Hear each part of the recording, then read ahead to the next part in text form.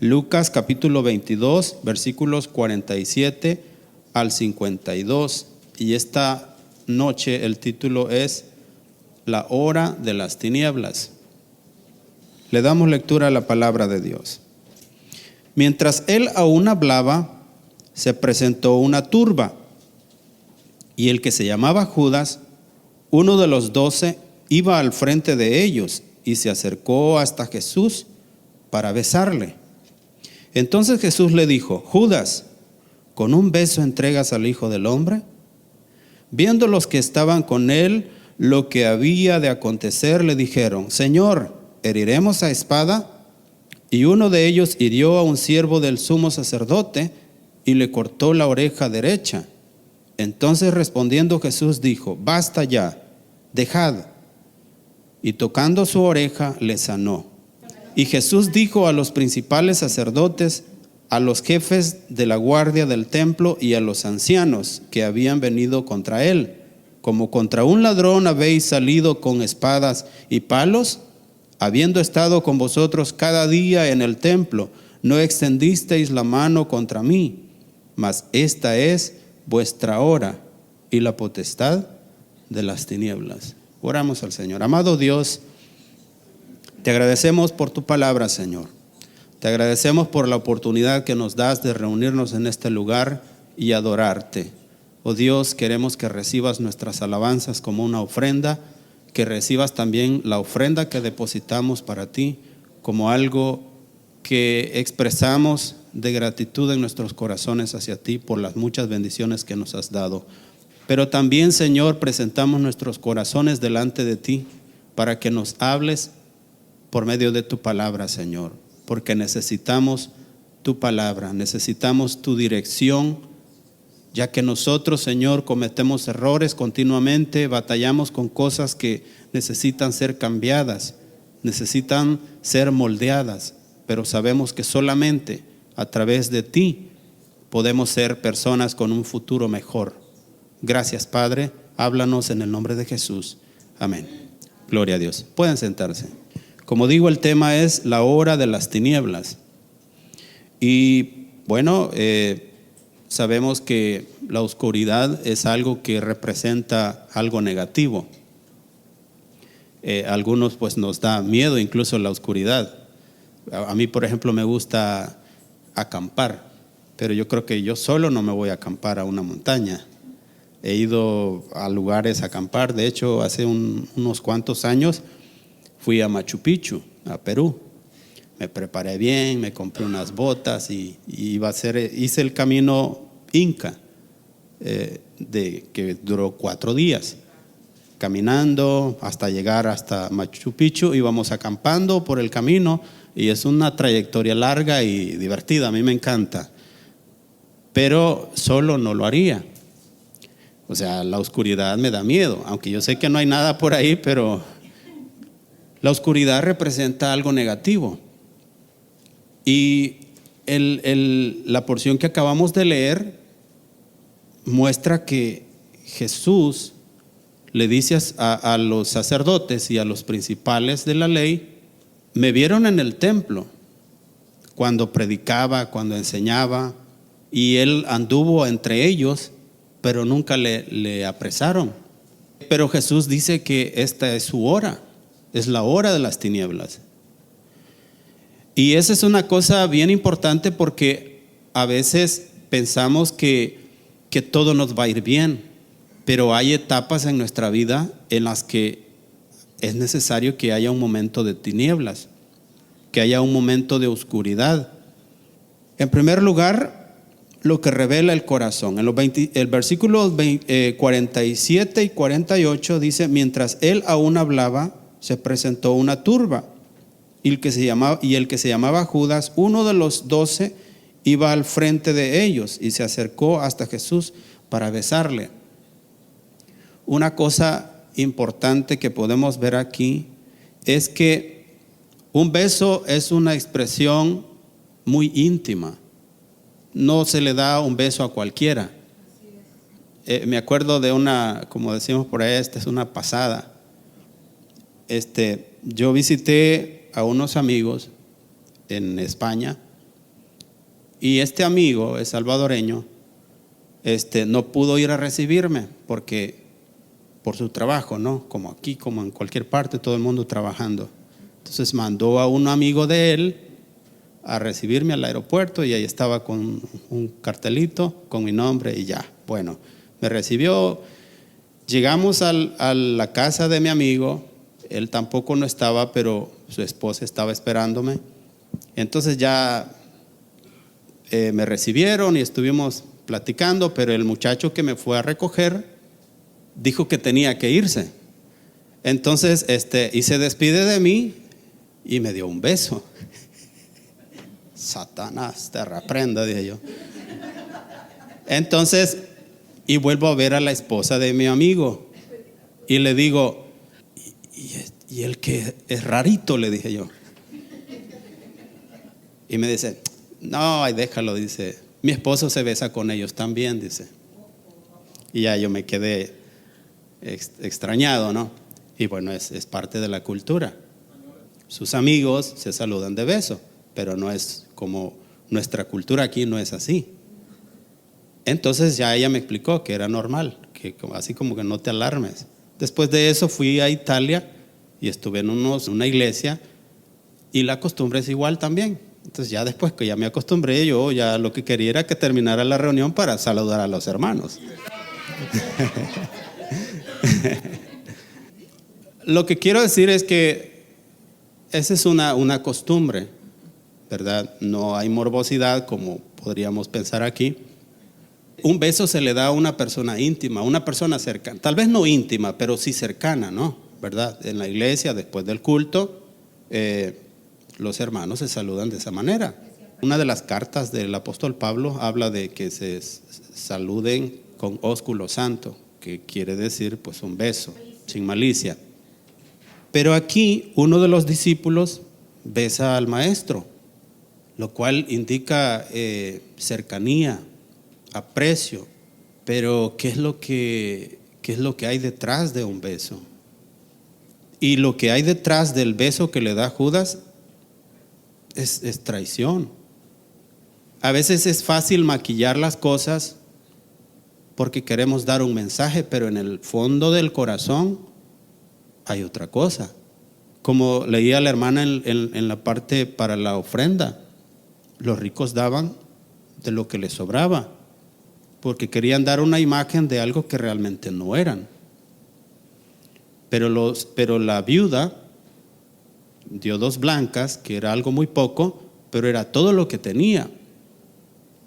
Y eso Dios lo vio con agrado. Entonces, hay cosas que no se pueden fingir. Anteriormente mencioné que cuando vino, fue un tipo de huracán o algo que sucedió aquí en Houston. Recuerdo que vino alguien de Dallas y con una canoa, con un bote y salió en las noticias y recuerdo que le dijeron que le había motivado a venir y él dice es que he aprendido que cuando hay una necesidad no hay otra cosa más que hacer que responder a esa necesidad. La generosidad no se aparenta.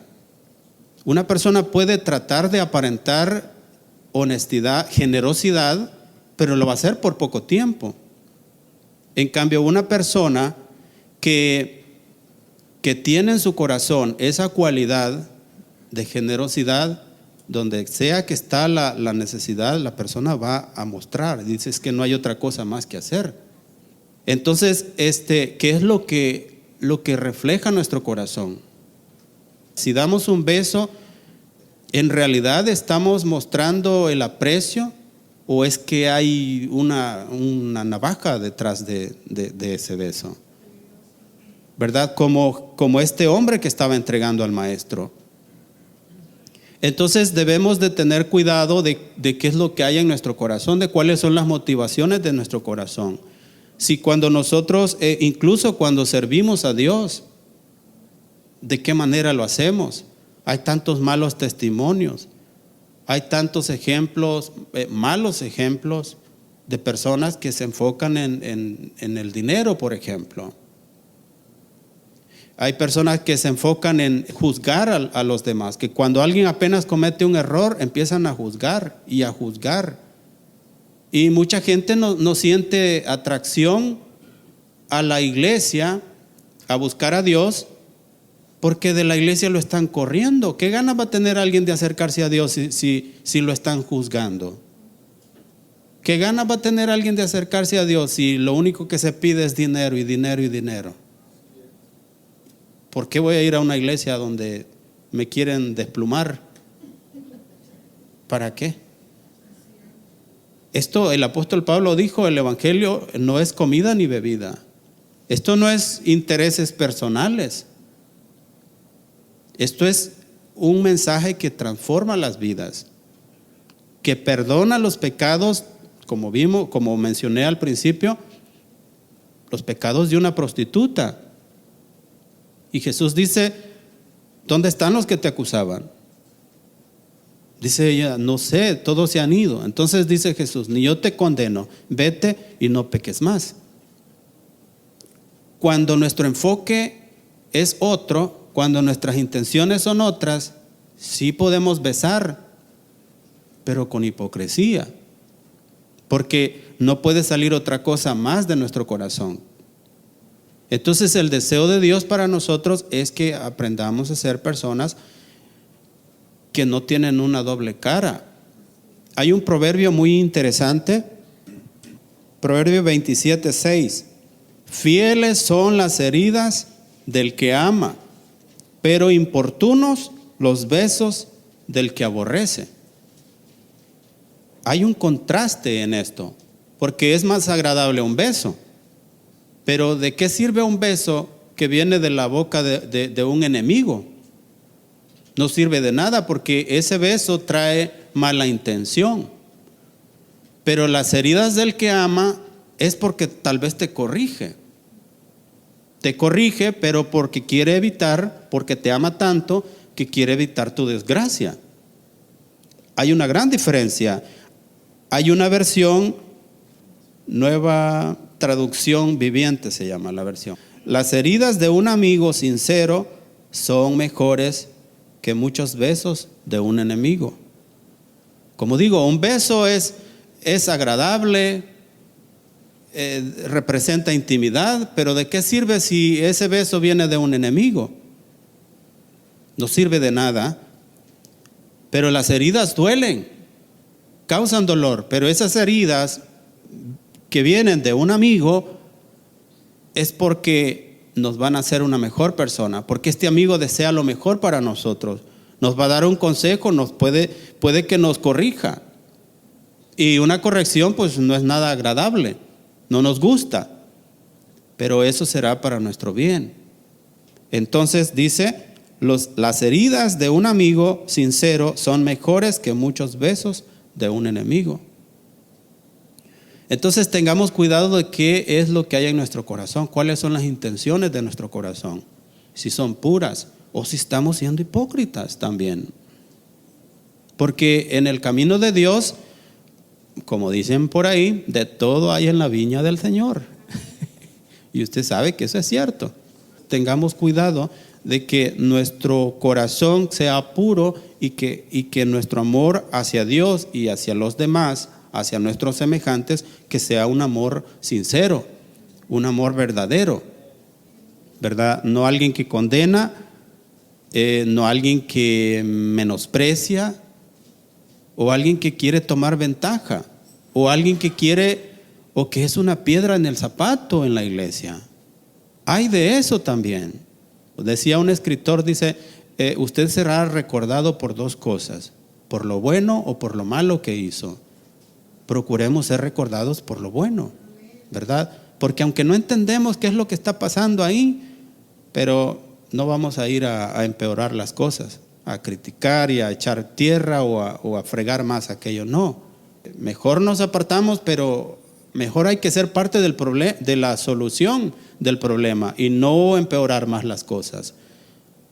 Pero todos tenemos la oportunidad de hacer una cosa o la otra. Entonces procuremos que nuestro corazón sea con amor puro a Dios, con sinceridad, y de la misma manera a nuestro prójimo. que no querramos ir por ahí, por la vida, besando a medio mundo, pero metiéndole un puñal detrás, en su espalda. Eso es lo que estamos viendo, lo que hizo Judas. Como dije, es una ironía, porque un beso representa intimidad, cercanía, cariño, aprecio. Pero eso no fue lo que representó el beso de Judas. Así que se puede tener una vida de apariencia, ¿verdad? Se puede tener prácticas religiosas que son vacías. Se puede servir, se puede ofrendar, se puede hacer mucho para ser vistos nada más. Y eso pues no es lo que Dios quiere para nosotros. Y otra cosa que quiero que veamos es que Jesús confronta con gracia. En el versículo 48 dice: entonces Judas le dijo: Judas, ¿con un beso entregas al Hijo del Hombre? Una cosa que me llama la atención es que Jesús nunca anduvo regañando a Judas. Y para uno es bien fácil mirar el error que otra persona comete y hundirlo. Para uno es bien fácil. Y Jesús no anduvo corrigiendo ni regañando a Judas. Yo no he encontrado. Judas tenía la costumbre de meter la mano en la canasta y se embolsaba el dinero. Tenía esa costumbre. Pero Jesús no le regañó. Incluso cuando estaban en la mesa cenando juntos, Jesús le dijo a Judas: Judas, lo que vas a hacer, hazlo pronto. Pero no lo regañó. Y como mencionaba, Jesús confronta con gracia. El que uno se ponga a condenar a otro no quiere decir que va a restaurar a esa persona. Una persona puede ser confrontada sin necesidad de que se le condene. Entonces, eso es lo que estamos viendo en el caso de Jesús, porque el versículo, de nuevo, versículo 48, entonces Jesús le dijo: Judas, ¿con un beso entregas al Hijo del Hombre? Probablemente nosotros le hubiéramos condenado. ¿Qué es lo que estás haciendo? Que no decís que sos discípulo, y no que fuiste a predicar a otras partes y pusieron manos sobre los enfermos y ellos sanaron y echaron fuera demonios, hicieron cosas grandes, y ahora lo que estás haciendo. Pero no, Jesús no lo condenó. Entonces debemos aprender nosotros también que muchas veces para confrontar a alguien no necesitamos condenarlo. La gracia de Dios, la misericordia de Dios siempre tiene que abundar en nosotros. ¿Qué pasó con el caso de aquella persona a quien se le perdonó, que había dos deudores? A uno se le perdonó una deuda que era muy grande. Pero ¿qué sucedió? Después otro que le debía a él, vamos a ver, el deudor número 1 se le perdonó muchísimo, pero había un deudor número 2, y ese número 2 le debía poquito al del número 1, por decirlo así, y ese no perdonó. Entonces, ¿qué sucede? ¿Cómo es posible que una persona a quien se le ha perdonado tanto no tenga la misma actitud de perdonar a otro que le debe menos? ¿Cómo es posible? ¿Y cómo es posible? Bueno, porque somos seres humanos y tenemos una naturaleza caída. Vivimos en una naturaleza caída. Entonces somos capaces de juzgar a otros a pesar de que hemos sido perdonados, y Dios ha sido misericordioso con nosotros. Jesús confrontó a las personas con gracia, con misericordia. Unos se corrigieron, otros no se corrigieron. Eso ya no depende de Jesús, eso ya depende de la persona. Entonces, si nosotros tenemos la oportunidad de ver el error en alguien, y si vamos a confrontarle, que sea con gracia, pero no para condenarle. Si la persona se corrige, gloria a Dios. Si no se corrige, eventualmente como dice la palabra, que el pecado da a luz la muerte. O sea que el pecado trae sus consecuencias y eventualmente va a dar la luz la muerte. El que siembra para la carne, de la carne segará corrupción. Pero el que siembra para el Espíritu, del Espíritu segará vida eterna. Entonces, debemos de confrontar a las personas con gracia, con la misma gracia que Dios nos alcanzó a nosotros también. Eso no quiere decir que uno se deba de hacer el disimulado con algo que probablemente esté pasando, pero que nuestra intención no sea para condenar a otros, porque Dios nos ha perdonado también y nos ha perdonado muchos pecados, ¿verdad? Entonces que la gracia de Dios abunde en nosotros también. Y una cosa importante es que muestra esta porción que Jesús conoce el corazón de las personas. A pesar de que Judas se acerca a Jesús y le da un beso, Jesús sabe qué es lo que hay, la intención en su corazón. Él no le estaba sorprendiendo. Jesús sabía perfectamente cuál era la intención de su corazón. Y quiero que veamos el punto número 1 es lo que revela el corazón, que es lo que acabamos de ver. Lo que reveló Judas, pues, fue traición. Punto número 2, la reacción humana frente al conflicto, que es lo que muchas veces hacemos como seres humanos. Muchas veces reaccionamos con violencia, pero la violencia no actúa en el reino de Dios. Jesús dijo, si alguien te da una mejilla, ofrécele la otra. Eso es bien difícil de hacer. Vamos a leer los versículos 49 al 51. Viendo los que estaban con él lo que había de acontecer, le dijeron, Señor, ¿heriremos a espada? Y uno de ellos hirió a un siervo del sumo sacerdote y le cortó la oreja derecha. Ese no andaba con bromas, no andaba con rodeos. Versículo 51. Entonces respondiendo Jesús dijo, basta ya, dejad. Y tocando su oreja, le sanó. La reacción humana frente al conflicto. ¿Cuál es esa reacción? Es actuar con violencia. Los discípulos responden con violencia, intentan defender a Jesús por medios humanos. Es más, tenían buena intención, pero estaban reaccionando de forma errónea. Aún teniendo buenas intenciones, uno puede estar equivocado. Aún con buenas intenciones, porque ellos lo que querían era proteger a Jesús, evitar la revuelta, pero su reacción era equivocada. Entonces, aún con buenas intenciones, se puede cometer errores. Por eso es que necesitamos estudiar la palabra de Dios, porque muchas veces tenemos ciertas creencias que en realidad no tienen fundamento bíblico. Entonces, para poder tener una visión correcta de cómo debe de ser nuestro comportamiento, entonces debemos de estudiar la palabra. Algunas veces, por ejemplo, nuestra reacción tiene que ser quedarnos callados. Y eso no es muy popular, ¿no? Porque buscamos cómo reaccionar. Pero algunas veces quedarnos callados es mejor. O como Jesús dice, si alguien te da una mejilla, ofrécele la otra. Jesús también dijo, si alguien te obliga a llevar una carga por 1 milla, ve con él 2 millas. Debemos aprender de la palabra de Dios, porque la palabra es como un espejo. La palabra de Dios es el espejo que nos muestra que si estamos bien guapos o que si necesitamos un retoque. La palabra de Dios es para eso. Y nos ayuda en cada detalle. ¿Estamos usando mal el dinero? La palabra del Señor nos enseña que administremos bien.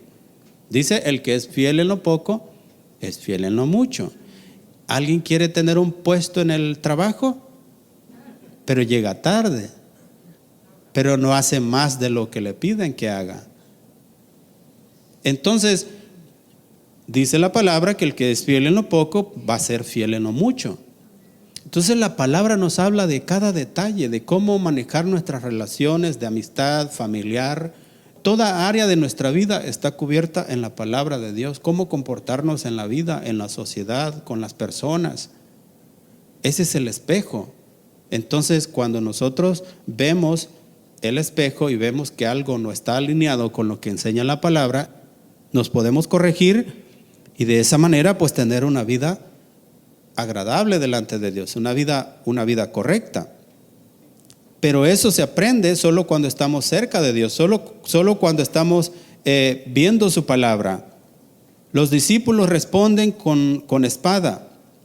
En Mateo 26:52 dice: el que a espada mata, a espada morirá.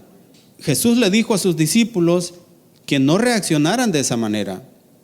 Al contrario, el versículo 50: y uno de ellos hirió a un siervo del sumo sacerdote y le cortó la oreja derecha.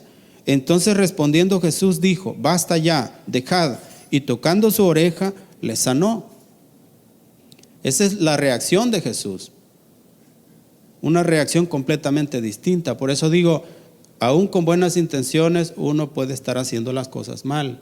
Por eso necesitamos mirar la palabra de Dios, mirarnos en el espejo para ver cómo debe de ser nuestro comportamiento en la sociedad, en nuestras relaciones con la familia, con amistades, en nuestro trabajo, y en base a lo que la palabra nos enseña, así debemos de comportarnos. Porque aunque nosotros pensamos las cosas de una manera, en la palabra muchas veces encontramos algo completamente distinto, como lo que decía: si te da en una mejilla, ofrécele la otra. Si te obligan a llevar una carga por una milla, ve con él 2.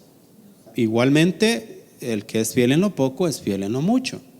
Quiere un puesto de trabajo mejor, sea fiel, llegue a tiempo, compórtese a la altura, como un cristiano, que nuestros hechos manifiesten que somos hijos de Dios.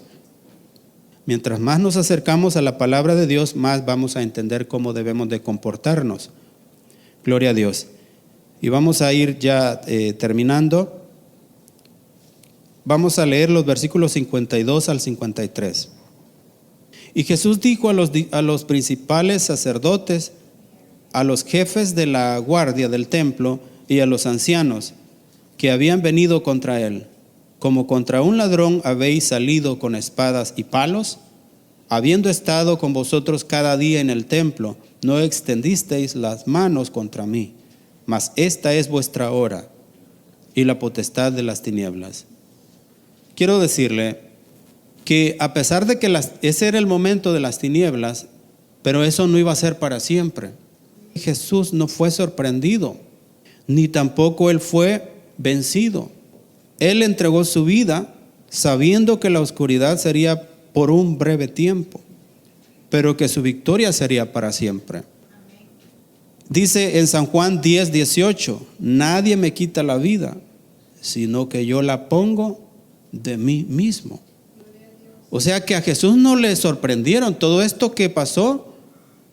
Esta revuelta no era una cosa que le sorprendió, al contrario, todo se venía elaborando. Incluso anteriormente, cuando oró en el monte del Getsemaní, oró al Padre con agonía y le rogó y le dice: Padre, si quieres que pase de mí esta copa sin que yo la beba, pero que sea tu voluntad y no la mía.